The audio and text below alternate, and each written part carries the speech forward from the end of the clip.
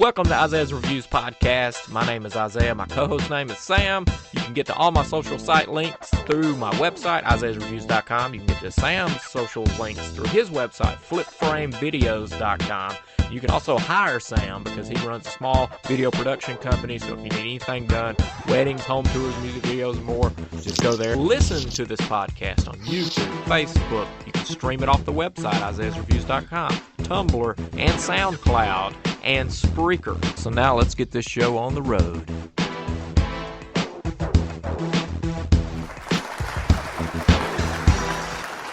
Hey guys, welcome to Isaiah's Reviews Podcast, episode number 2. This is coverage of CES 2016. So first off, I wanted to talk about cell phones and the Asus Zenfone Zoom. It's the ZX550. Is a optical zoomed phone, finally. I kind of want cell phones to go in the direction of video and photo more, and because I really use mine for video, and I just wish that they would create something that's geared kind of strictly toward, I don't care how thick it is or what, but this one's 5.5-inch screen, 13 megapixels, 4 gigs of RAM, which I think is super important, 3,000 milliamp per hour battery, Gorilla Glass 4. It's got an Intel Atom Z3 580 in it, quad core 2.3 gigahertz, and yeah, it looks good. I'm really liking the 3 times optical zoom and stabilization in there, so I think that's pretty cool. And the front-facing camera is 5 megapixels, but it's 2.7 to 4.8, 13 megapixel camera. Yeah, I already talked about that, but yeah, I'm hoping in laser autofocus, which is cool. Dual LED flash. What do you think about cell phones heading in that direction? Do you mind if they're like thick or thin? I mean, I don't care how thick they are if they just pursue that avenue. I mean, I don't know. I wouldn't want it to be absurdly thick. Oh, but, yeah. That's cool. I mean, go for it. I'm cool with whatever. Yeah, I think it's only like $400 brand new from them, so they're not breaking your bank. The screen could be a little bit better than what it is. I think it's only like 400 ppi. Okay. Let me see here. Yeah, pixels per inch. I would personally only have up in the 500s for that because it just looks beautiful, and it's just an IPS screen, LCD-like screen instead of AMOLED. But at least they're headed kind of in the right direction with something like that. But anyway, Samsung also had at CES, which they've teased this before, but foldable smartphones. Now, the benefits of this is you can have your typical 5.5-inch screen. The front of it's folded over on top of itself, and then when you open it up, it'll double the screen size like a wallet, and you can use it as like a phablet, tablet kind of thing, but it's the size of a phone. So the one they had at CES was just a closed clamshell looking thing, but it was just basically to prove, hey, we can fold a screen, we can fold a phone, voila. That's so weird. That's cool though.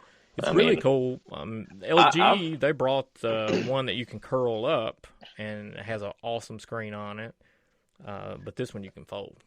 That's crazy. I remember hearing about them kind of tampering with bendable screens way back in like 2012 or something.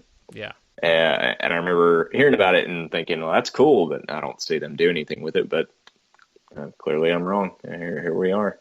I know that. Well, they've been teasing these bendable screens for quite a while, and the LG one that they brought to CES was just like a prototype because you could see all the wires and everything else in it. But the point was, it was an awesome OLED screen on it. So, what is what's the material on the other side? Like, I mean, how is this possible? OLED, you can have a base. And then those wires can go to a screen that's totally separate and away from the base. It doesn't have to be fixed to the back of it. It's got these organic LEDs, which are charged, and then they light up, and he can hit deeper and brighter and more vibrant colors with the organic LEDs. So it's really one of those things you have to Wikipedia or Google to read more into it because that's kind of all I know. But you can have a separate source that goes to the screen, and you can fold and manipulate the screen if you want. So, and it doesn't break Like, Well, that's what I wonder. That's what I'm worried about it's with the like, phones, because if you're folding something over time, are you not going to have visible evidence of a bend? yeah, that's what it's like, over time, wouldn't it crease? And I mean, whatever I feel like that would just, uh, wear and tear, not last very long.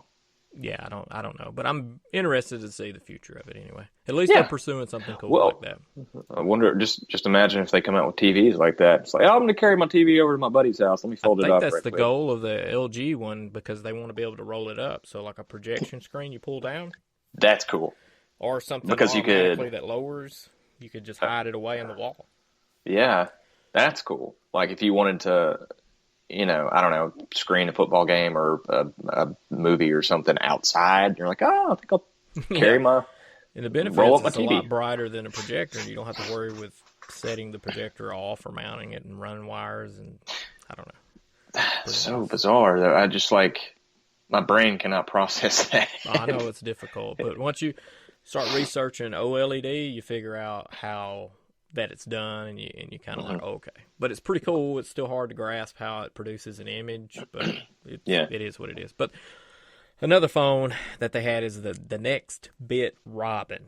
Now this also has been in talks and works and stuff like that, but the finalized product showed at CES, and it's a 5.2-inch IPS LCD 1080p Gorilla Glass 4 screen. It's got a 2680 milliamp per hour battery, 13 megapixel rear, 5 megapixel front facing. The CPU is Qualcomm Snapdragon 808. 3 gigs of RAM, 32 gigs of onboard storage, and here comes the interesting part, 100 gigs of online storage. It's got a fingerprint sensor on the side, NFC, Bluetooth 4.0, GPS enabled, and all the Wi-Fi's. But this is what makes it special. It's the first cloud-based phone. Like, if you don't use an app within like a couple days, and I'm assuming you might could set how often this happens, but it disappears from your phone and everything goes to the cloud, and you're supposed to be able to seamlessly push it again, and it kind of re-download itself back on there really quick. But you're allowed those 100 gigs of cloud storage, and this frees up your phone to be a little bit more powerful. It stays snappy like it is when you buy one new, and all that good stuff. So it's neat Huh. that they're pursuing the cloud with the cell phone stuff.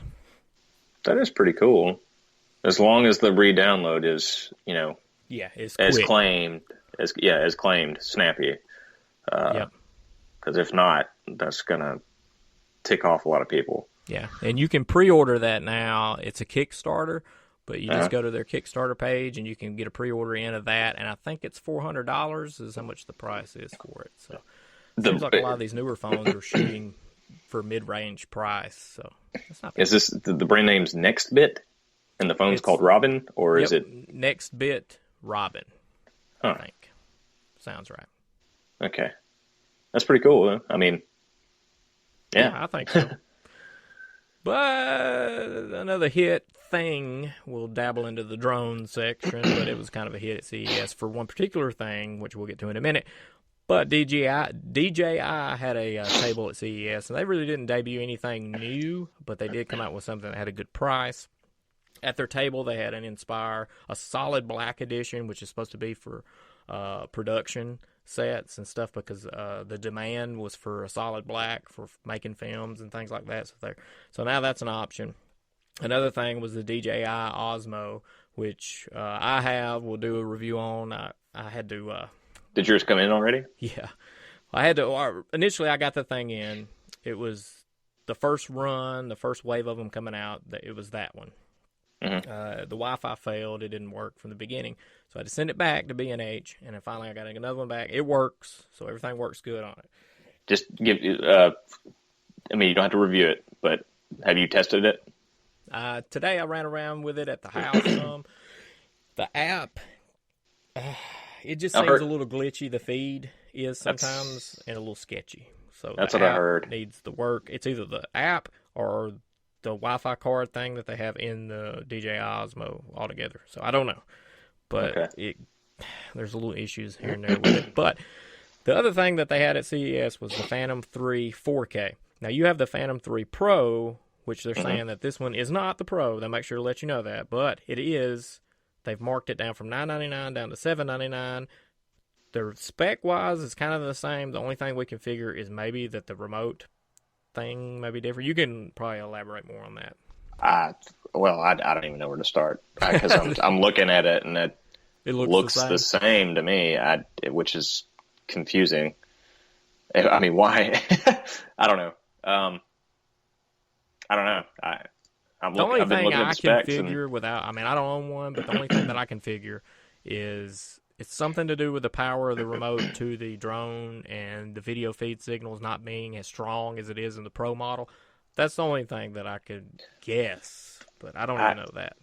I've got the specs pulled up for both of them side by side, and well, it says 3/4 mile range for the cheaper one. Let me see.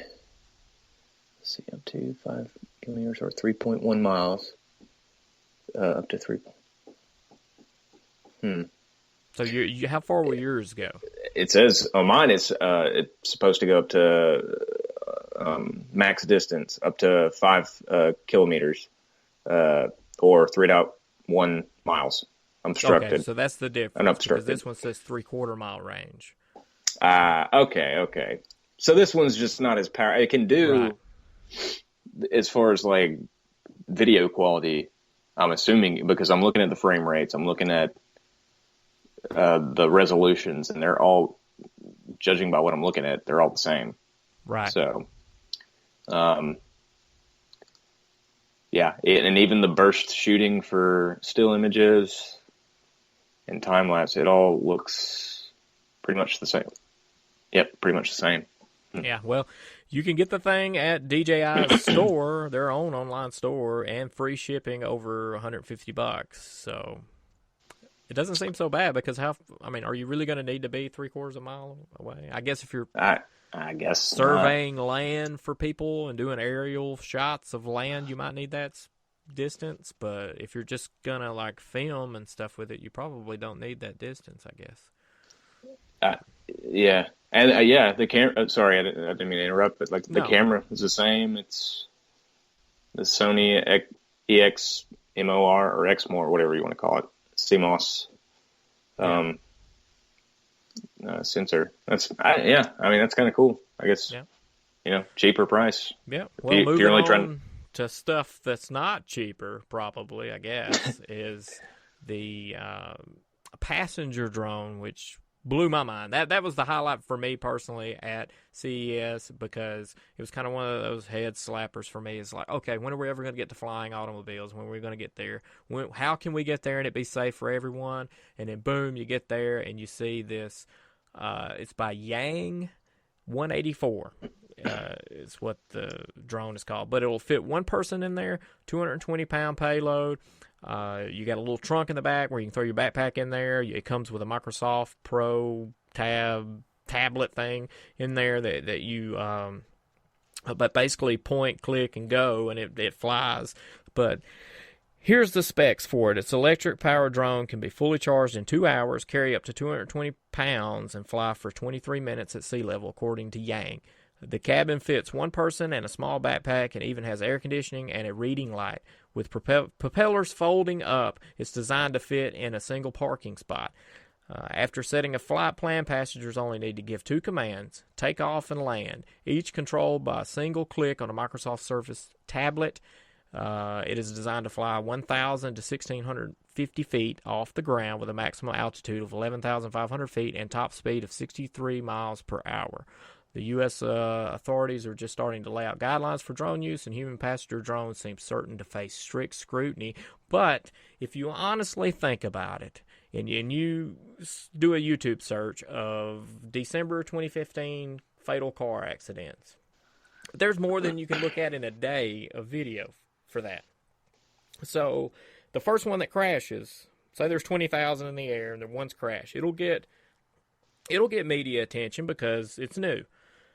But these things are going to end up being safer than cars because you'll have your own airspace level, like a layer of the air will be for drones, I think, future. And then you'll just have that airspace. It'll be like highway airspace, which will be controlled by the software and the GPS. And I think it'll end up being safer because it's not going to be manned. It's going to be like unmanned, carry you to work, carry you back. And it says it hopes to sell the device for $200,000 to $300,000 beginning this year, but acknowledged it occupies a legal gray area. So if you buy it, it's not even guaranteed that you can use it until all the legalities are worked out. But yeah, I'm excited about it. And I think it only weighs 400 pounds, if I remember correctly.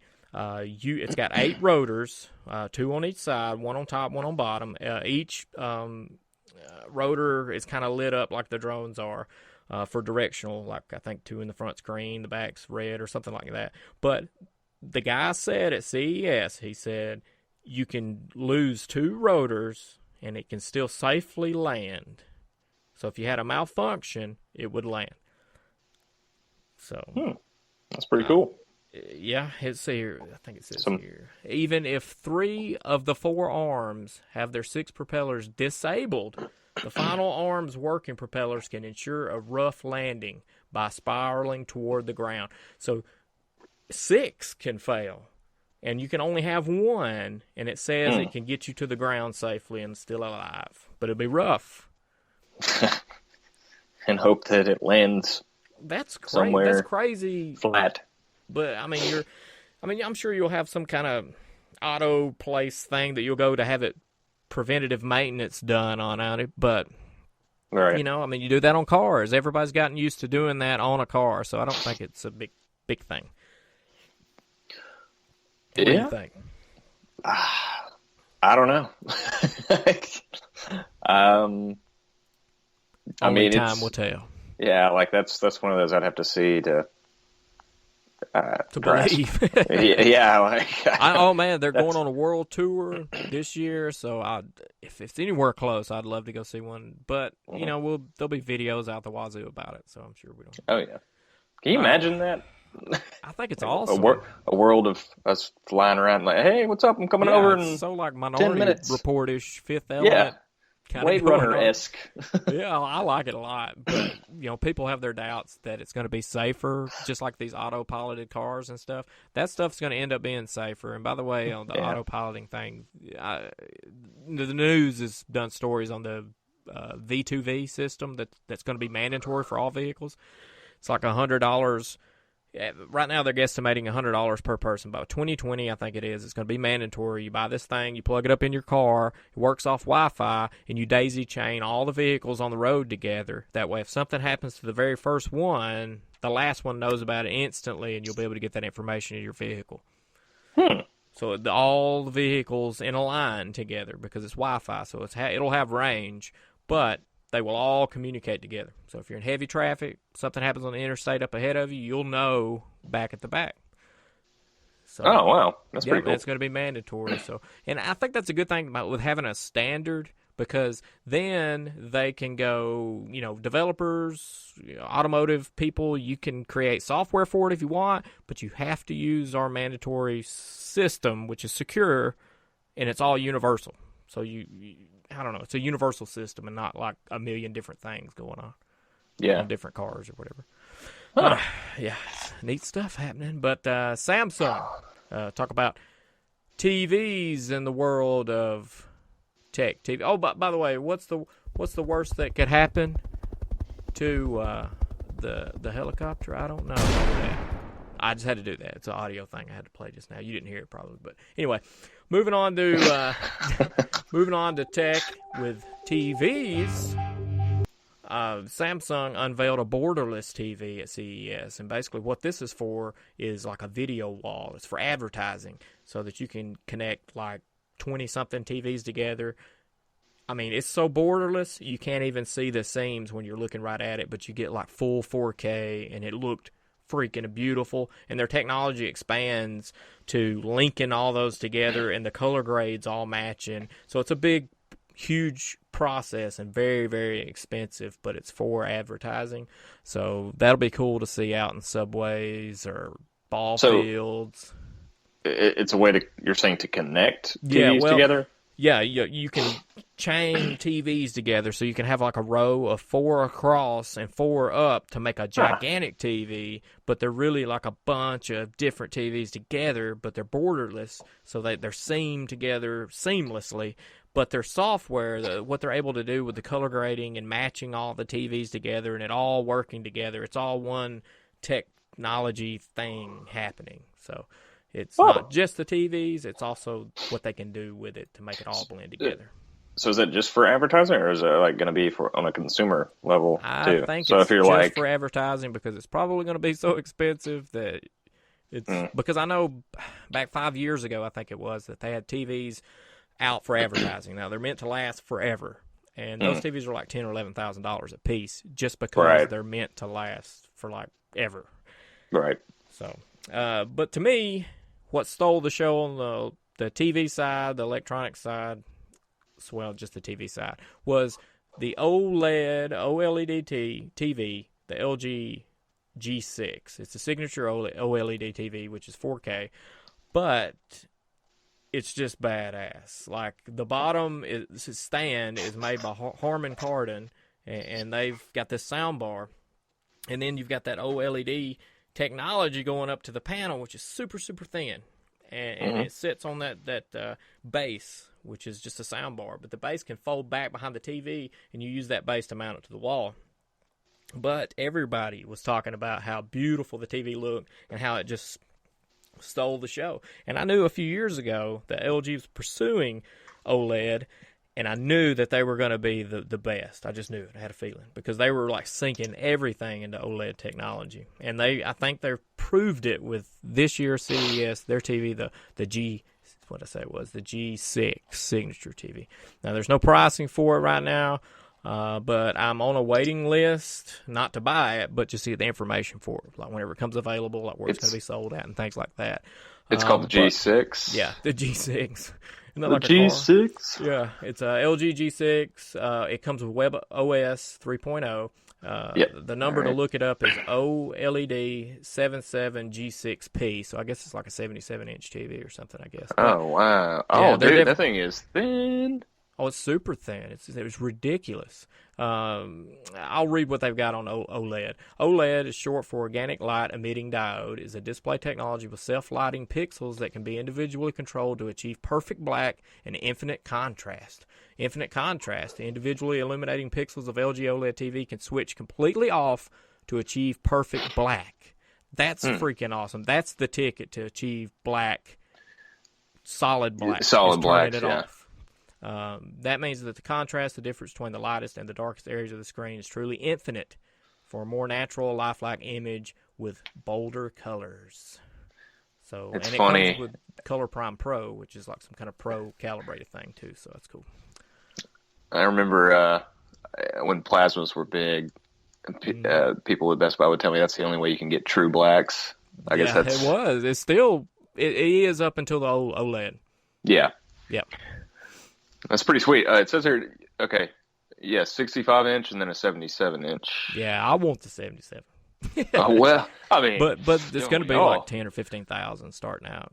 Oh God, no. Because their old OLEDs from this past year were like 10,000, and they marked them down to $499. You can get now $499. Well, see, then just wait another, 2 years, and this will be whatever. Yep, that's exactly right. But as far as tech, that's all I have on my end of tech. So what do you want to talk about tech-wise? Anything? We can talk about some more Canon gear. I was on New Camera today and noticed they had posted a little bit of information about the 1DX Mark II coming. Supposedly it's supposed to have some really good dynamic range. Here's the catch. I don't know if I told you about this last time, but the Canon C300 Mark II, when it was announced, they had also made big claims about it being obtaining a lot of dynamic range. I think it was supposed to be 15 stops. Wow. Which rivals a lot of the more expensive cinema cameras. But then when it actually was released, in real world scenarios, people were only getting only 13 stops of dynamic range. Like, oh, but Yeah. they were claiming 15 stops of dynamic range, and nobody was actually getting that. And that's kind of a bummer for a $16,000 camera. Right. When you buy it and expect that. But as far as the 1DX, they're claiming 15 stops of dynamic range, a newly developed 22 megapixel full frame sensor, 80 plus autofocus points. I think we talked about that last time. And these are all the most recent rumored specifications. Right. These aren't set in stone. Because I remember the last one I looked at, it said the 4K max video would be at 60 frames a second, that would be awesome. But now it's saying unknown. So, so some of this, take with a grain of salt, but I still think they're trying to figure out a way to release this and have it replace the 1DC, as well as everybody's still camera, or as well as everybody's 1DX. I could be wrong. I could be way off on that, but, it just seems like that's what they're trying to go for. And if that's the case, I hope they don't go with a price range of $12,000 like they did with the 1DC, because that's just absurd, But yeah, if it's actually 15 stops at dynamic range, that'll be awesome. I don't think it will be. I think it'll be 13. Yeah. If that. Well, so, who knows? I hate to cut you off. We're running on 3 minutes and 20 seconds left. All right. So I'm going to throw a Nikon Mission 360. Go check that out. It's a 360-degree action camera.